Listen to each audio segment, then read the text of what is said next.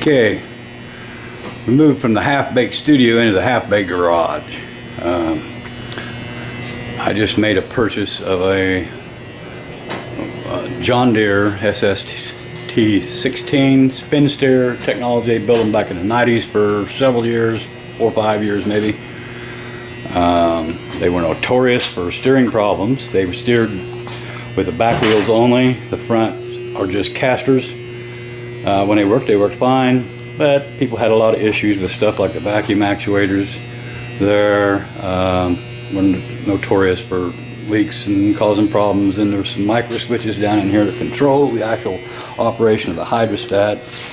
They're down in there. They were also famous, well, for electrical problems all the way through these things. As I say, it's got a Briggs and Stratton 16 horse Vanguard V-twin on it. Nice power plant.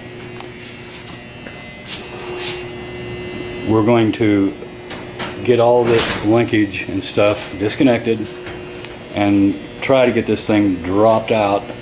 Have to go out through the bottom. Rather good size hydrostat, one of the biggest ones I've ever seen. But we've got to get into that because the steering problem on this one is in the differential. And there she's so the gear's not meshing there. Every once in a while they will. So yeah, we've got to basically rip the hydrostat completely down to figure out what's going on there. So that's where we're at. Going to try to do some of that before it gets cold today. We've got our lighting going here, the 1000 watt metal halide, which probably ought to blind this camera. We'll see how that works. And put this video together in pieces. So we'll continue. I think I'm making some progress with this little garden tractor. Most of the linkage has been pulled loose from the hydrostat. I think it will all clear now. It's quite a complicated little setup. I don't know who designed this stuff. Sometimes I think it's good that I don't know. But at any rate, the plan is there's 4 bolts that hold this back U-shaped piece of steel to the back. This end piece will unbolt it, 4 bolts. There's 1 bolt that runs up through into the hydrostat. It's going to come out, and then it would just be the 4 bolts that secure it to the frame. And we should be able to let the whole hydrostat out the bottom as one unit.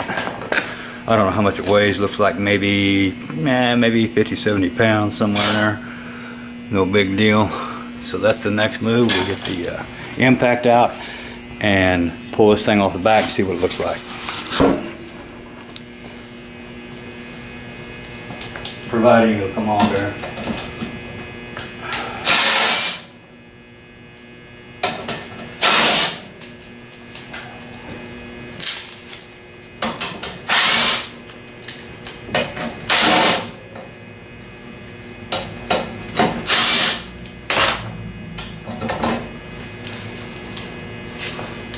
To the bottom. One secures it to the hydrostat, bolt through a blind casting on the side of it.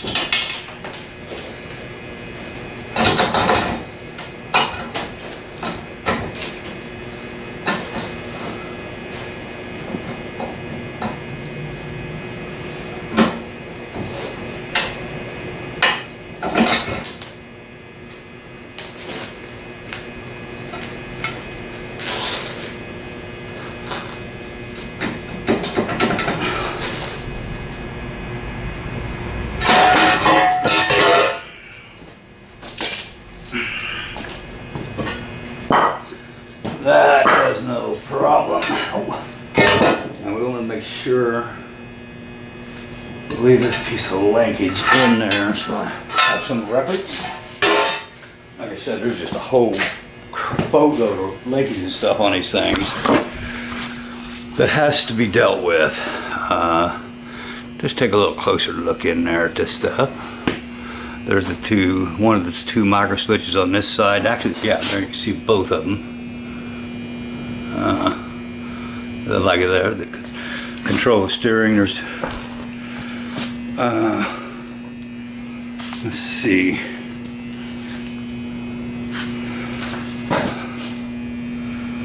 Yeah, that's all of the electrical part over the hydraulic part. Actually, those control solenoids control vacuum to the actuators, I do believe. Well, at any rate, now we can pull those 4 bolts loose on the side and hopefully drop this thing out. So while I do that, I'm going to shut this thing off. I got most of the grass and dirt and stuff just kind of scraped off of it and hit it with the air hose, so we can kind of see a little bit of what we're working on here now. Pretty hefty unit, actually. I don't know, it's going to be a good carry to get it downstairs. Like I say, it'll have to come apart horizontally. Right there, all the way. The total thing will have to be decapped. This ought to be interesting. It'll be a learning experience, even if we can't repair this due to the cost of parts. Possibly having to make or have parts machined. We'll just see how it works out. I'd like to actually make it work. The problem we're going to find is right here somewhere in this differential area. Hopefully it'll be an easy fix. So I'll get this thing hauled down into the shop and we'll have even a closer look at it. Okay, I got the hydrostat moved to the shop area. That thing weighs over 80 pounds. It was pretty good chore getting it down here.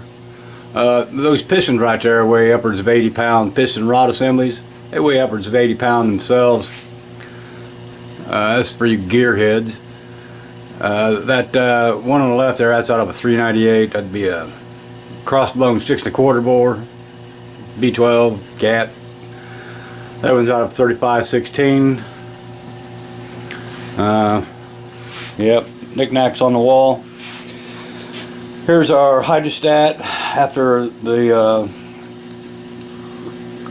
cleaning process. We can see what we're working on now. Cleaned up pretty good, actually. It's a Tuff Torq.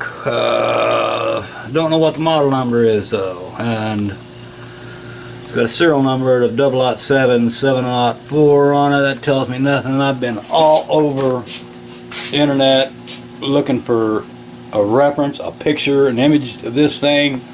Cannot find anything that points at this hydrostat.